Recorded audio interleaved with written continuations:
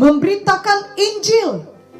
Kita mengerti dari firman Tuhan bahwa Tuhan Yesus telah memberikan perintah agung kepada murid-muridnya sebelum ia naik ke sorga. Sekarang juga perintah ini berlaku bagi kita semua yang percaya kepada Tuhan Yesus. Perintah Tuhan ini adalah memberitakan Injil dan memuridkan mereka dan mengajari mereka untuk mematuhi semua perintah Tuhan. Markus 16 ayat 15 berkata, "Pergilah ke seluruh dunia, beritakanlah Injil kepada segala makhluk." Dan Matius 28 ayat 19 sampai 20 berkata, "Pergilah, jadikanlah semua bangsa muridku, ajarlah mereka melakukan segala sesuatu yang telah kuperintahkan kepadamu." Kemudian Tuhan Yesus tidak membiarkan kita pergi dengan kekuatan kita sendiri, tetapi Tuhan Yesus melengkapi kita dengan baptisan Roh Kudus, sehingga kita menerima kuasa menjadi saksi bagi Tuhan, bahkan sampai ke ujung bumi. Kisah Para Rasul 1 ayat 8 berkata, "Tetapi kamu akan menerima kuasa kalau Roh Kudus turun ke atas kamu, dan kamu akan menjadi saksiku di Yerusalem dan di seluruh Yudea dan Samaria dan sampai ke ujung bumi." Lalu kita melihat bagaimana murid-murid Tuhan sejak mereka dipenuhkan oleh Roh Kudus pada hari Pentakosta telah mematuhi perintah agung ini dengan segenap hati. Dan Tuhan meneguhkan pemberitaan Injil yang mereka sampaikan dengan tanda-tanda yang menyertainya. Contohnya, Petrus langsung berkhotbah dengan urapan Roh Kudus pada hari Pentakosta, sehingga 3.000 orang percaya dan dibaptis. Kemudian Petrus dan Yohanes menyatakan kuasa Tuhan, sehingga seorang yang lumpuh sejak lahirnya disembuhkan Tuhan di gerbang indah bait Allah. Setelah itu Petrus dengan urapan Roh Kudus berkhotbah di Serambi Salomo, mengatakan bahwa Yesus adalah Mesias. Akibatnya jumlah mereka menjadi 5.000 orang laki-laki. Memang murid-murid mendapat aniaya oleh karena mereka memberitakan Injil, yaitu berita tentang kabar baik bahwa Tuhan Yesus telah datang ke dunia untuk menyelamatkan manusia. Namun walaupun mereka dianiaya, mereka tidak pernah mundur memberitakan tentang Tuhan Yesus atau memberitakan Injil. Kita mengerti bahwa hanyalah Tuhan Yesus jalan menuju keselamatan yang sejati. Kisah Para Rasul 4 ayat 12 berkata, "Dan keselamatan tidak ada di dalam siapapun juga selain di dalam Dia, sebab di bawah kolong langit ini tidak ada nama lain yang diberikan kepada manusia yang olehnya kita dapat diselamatkan."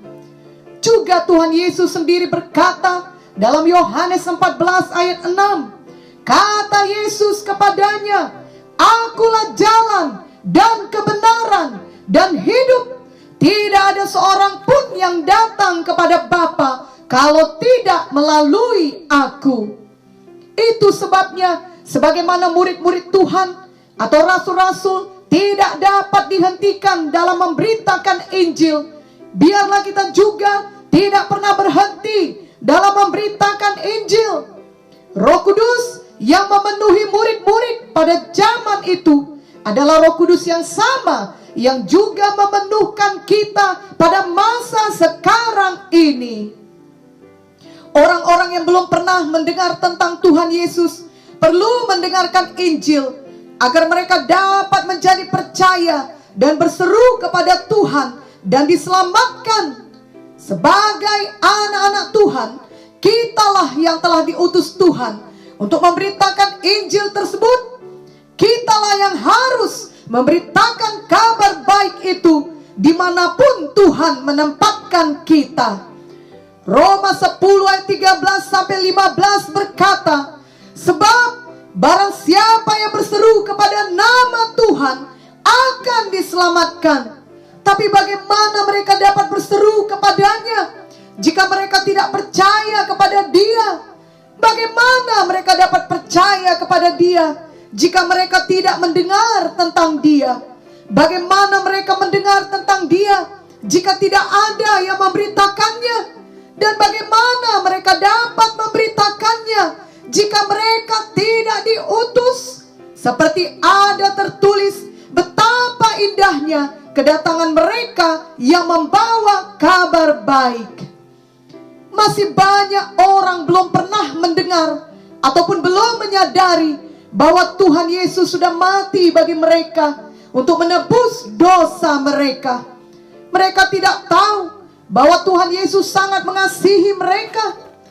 Mereka belum menyadari bahwa semua manusia telah berdosa, dan sebagai manusia berdosa, setiap orang harus masuk ke dalam hukuman yang kekal di neraka karena dosa-dosanya. Namun Tuhan Yesus telah dihukum oleh karena dosa-dosa mereka, agar mereka tidak perlu dihukum lagi. Tuhan Yesus telah mengambil tempat mereka, telah menggantikan mereka, supaya mereka tidak binasa dalam neraka yang kekal, tetapi sebaliknya mereka masuk ke dalam kehidupan yang kekal di sorga. Ada kisah di suatu desa mengenai seorang yang sudah berumur separuh baya, yang kakinya pincang dan kemana-mana harus memakai tongkat penyangga. Semua orang desa itu mengenal dia dan hormat kepadanya.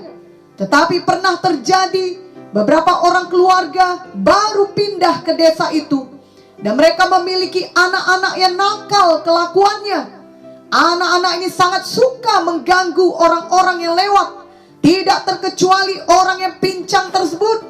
Mereka meneriakinya dengan, "Si pincang, si pincang, awas si pincang datang."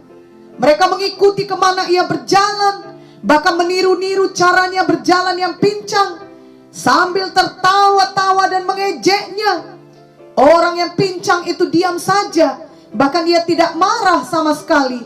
Ia meneruskan perjalanannya dengan tenang. Setelah beberapa lama hal ini berlangsung, akhirnya kepala desa mendengar tentang perbuatan anak-anak nakal itu kepada orang yang pincang tersebut. Ia memanggil semua anak-anak nakal tersebut ke rumahnya, kemudian menyuruh mereka duduk mendengarkan ceritanya. Ia berkata bahwa beberapa tahun yang lalu, di sungai yang mengalir di tengah-tengah desa itu, ada seekor buaya yang ganas. Orang-orang desa sangat takut kepada buaya tersebut dan sangat hati-hati kalau mandi atau mencuci di sungai itu, sebab sudah ada binatang seperti kambing yang minum air sungai tersebut disambar oleh buaya itu. Pada suatu hari ada seorang anak yang mandi di sungai tersebut. Tiba-tiba tanpa disadarinya, sang buaya telah berada di dekatnya dan siap untuk menerkamnya. Tetapi ada seorang pemuda yang berada di pinggir sungai yang melihat hal tersebut, dan ia segera terjun ke sungai untuk menyelamatkan anak itu. Ia menyerbu sang buaya dengan sebuah ranting kayu yang didapatnya dari pinggir sungai, sehingga buaya itu tidak jadi memangsa si anak. Sebaliknya buaya itu kemudian menyerang sang pemuda, menggigit kakinya dan berusaha menariknya ke air yang dalam. Tetapi sang pemuda berhasil mencucuk mata sang buaya dengan ranting itu, dan buaya yang kesakitan itu melepaskan kakinya dan melarikan diri. Orang-orang pun kemudian berdatangan untuk menolong si pemuda. Ia berhasil ditolong sehingga tidak meninggal dunia, tetapi ia menjadi pincang selamanya. Kepala desa itu berkata, pemuda itu telah mengorbankan dirinya supaya anak itu tetap hidup. Dan pemuda itu adalah orang pincang di desa itu, yang tiap-tiap hari diejek dan diganggu oleh anak-anak nakal tersebut. Mendengar cerita kepala desa itu, semua anak nakal tersebut menjadi sangat malu dan meminta maaf atas perbuatan mereka. Sejak itu mereka sangat hormat kepada orang yang pincang itu dan tidak pernah lagi mengganggunya. Mereka hormat akan kebaikan hatinya. Sungguh besar perbedaan sikap dari anak-anak tersebut setelah mendengarkan kisah pengorbanan mengenai orang tua pincang itu. Sebelum kepala desa memberitakan kepada mereka, sikap mereka sangat jahat. Tetapi sesudah mereka mendengarkan pemberitaan atau cerita dari kepala desa, sikap mereka berubah menjadi sangat hormat. Diperlukan kepala desa untuk menyampaikan kebenaran kisah mengenai orang tua yang pincang tersebut untuk mengubahkan hati anak-anak itu. Demikianlah kita perlu menyampaikan kebenaran akan jalan keselamatan kepada jiwa-jiwa, agar hati mereka dapat berubah sesudah mereka menerima benih firman Tuhan dalam hati mereka, dan kemudian mereka percaya kepada Tuhan Yesus. Tuhan Yesus jauh lebih baik daripada orang tua pincang tadi. Tuhan Yesus mengorbankan nyawanya untuk menyelamatkan semua umat manusia. Tuhan Yesus yang tidak berdosa rela mati disalibkan untuk menanggung semua dosa-dosa kita dan semua akibat dosa maupun kutuk dosa kita, supaya kita boleh diampuni dan diselamatkan dari hukuman oleh karena dosa-dosa kita dan beroleh hidup yang kekal. Tuhan Yesus telah menggantikan kita supaya tidak ada kematian kekal yang melanda kita. Marilah kita beritakan Tuhan Yesus. Marilah kita beritakan Injil Tuhan. Markus 16 ayat 15 berkata, lalu ia berkata kepada mereka, pergilah ke seluruh dunia, beritakanlah Injil kepada segala makhluk. Injil adalah kabar baik tentang apa yang telah diperbuat Tuhan Yesus bagi kita manusia. Injil adalah kuasa Tuhan yang menyelamatkan setiap orang yang percaya kepada Tuhan Yesus. Tentunya selalu ada tantangan dan halangan ketika kita memberitakan Injil Tuhan. Namun janganlah pernah berhenti. Kita mengingat bagaimana sidang pertama juga mendapat banyak sekali halangan, bahkan aniaya. Tetapi mereka tidak pernah mundur, bahkan maju terus untuk memberitakan Injil. Salah satunya adalah Rasul Paulus, yang tadinya adalah seorang yang menganiaya orang-orang yang mengikut Yesus, justru kemudian bertobat dan menjadi seorang rasul yang tidak pernah berhenti memberitakan Injil, walau ia sendiri mengalami sangat banyak penderitaan. Dalam 2 Korintus 4 ayat 8-13 dituliskan, dalam segala hal kami ditindas, namun tidak terjepit. Kami habis akal, namun tidak putus asa. Kami dianiaya, namun tidak ditinggalkan sendirian. Kami dihempaskan, namun tidak binasa. Kami senantiasa membawa kematian Yesus di dalam tubuh kami, supaya kehidupan Yesus juga menjadi nyata di dalam tubuh kami.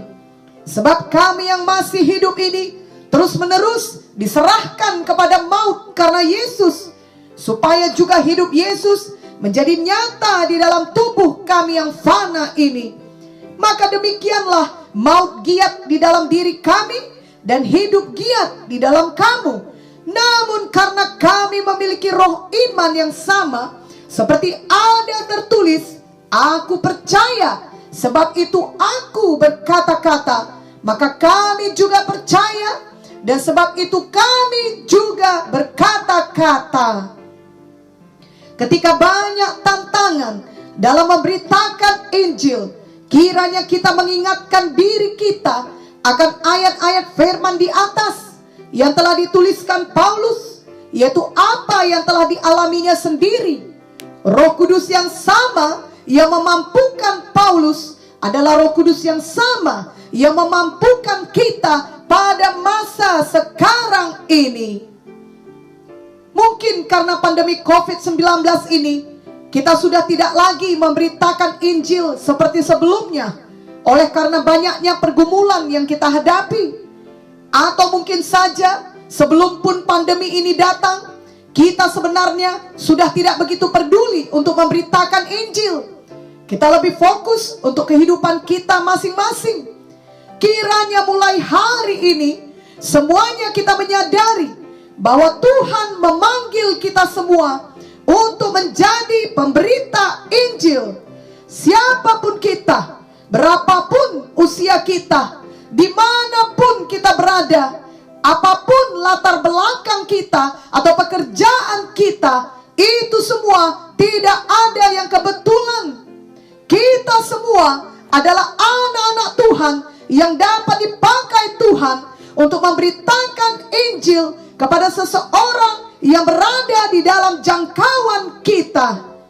Janganlah merasa tidak sanggup, jangan pula merasa sudah terlambat. Ingatlah kisah Musa, di mana ia sudah berumur 80 tahun ketika Tuhan berbicara kepadanya dari semak duri yang menyala. Tuhan mengutus Musa kepada Firaun untuk membawa orang Israel keluar dari Mesir. Musa pada saat itu mengajukan banyak alasan, namun akhirnya Musa mau mematuhi Tuhan. Sungguh bagi Tuhan tidak ada orang yang terlalu tua ataupun terlalu muda. Bagi Tuhan tidak ada kekurangan yang terlalu hebat sehingga tidak dapat menjadi pemberita Injil. Semua orang dapat dipakai Tuhan bila mereka mau patuh. Marilah kita meneladani kisah Musa yang patuh kepada Tuhan. Musa meninggalkan tanah Midian dan pergi ke Mesir untuk membebaskan Israel dari perbudakan. Demikianlah juga kita hendaknya mau meninggalkan kehidupan kita yang tidak lagi menginjil dan tidak lagi memuridkan jiwa-jiwa oleh karena alasan apapun. Marilah kita meninggalkan tanah Midian kita. Apakah itu kekhawatiran atau ketakutan atau kesedihan atau perasaan rendah diri dan perasaan tidak mampu, atau mungkin juga itu berupa hidup yang lebih mementingkan diri sendiri, ataupun hidup yang sedang penuh dengan perselisihan. Tinggalkanlah semua hal negatif yang mungkin selama ini kita alami di tengah pandemi COVID-19, yang membuat kita tidak lagi ingat untuk memberitakan Injil. Marilah kita kembali kepada kasih yang semula. Marilah kita benar-benar mengasihi Tuhan dan mengasihi jiwa-jiwa yang terhilang dan tersesat dalam dosa. Tetap ada banyak orang yang membutuhkan kasih Tuhan Yesus dan kuasa Tuhan Yesus untuk menolong mereka, menghibur mereka, menyembuhkan mereka, dan menyelamatkan mereka. Lebih dari segalanya, mereka sungguh-sungguh memerlukan keselamatan dari Tuhan Yesus. Sebab firman Tuhan dalam Matius 16 ayat 26 berkata, apa gunanya seorang memperoleh seluruh dunia tetapi kehilangan nyawanya? Dan apakah yang dapat diberikannya sebagai ganti nyawanya? Jadi adalah sangat penting bagi seseorang untuk mendengar berita Injil dan percaya bahwa hanya Tuhan Yesus juru selamat dan menerimanya serta mengikut dia seumur hidupnya. Mereka sendiri mungkin tidak menyadari hal itu, tetapi biarlah kita menyadarinya dan dengan kasih mau memberitakan Injil kepada mereka. Biarlah hati kita selalu tergerak dengan belas kasihan kepada jiwa-jiwa, sama seperti hati Yesus yang selalu tergerak dengan belas kasihan. Matius 9 ayat 36 sampai 38 berkata, melihat orang banyak itu, tergeraklah hati Yesus oleh belas kasihan kepada mereka, karena mereka lelah dan terlantar seperti domba yang tidak bergembala. Maka katanya kepada murid-muridnya, tuaian memang banyak, tetapi pekerja sedikit. Karena itu mintalah kepada Tuhan yang empunya tuaian, supaya ia mengirimkan pekerja-pekerja untuk tuaian itu. Biarlah kita semua mau menjadi pekerja di ladang Tuhan untuk merawat jiwa-jiwa yang lelah, terlantar seperti domba yang tidak bergembala. Marilah kita terus memberitakan Injil yang berkuasa menyelamatkan jiwa-jiwa. Roma 1 ayat 16a berkata, sebab aku mempunyai keyakinan yang kokoh dalam Injil, karena Injil adalah kekuatan Allah yang menyelamatkan setiap orang yang percaya. Amin dan amin.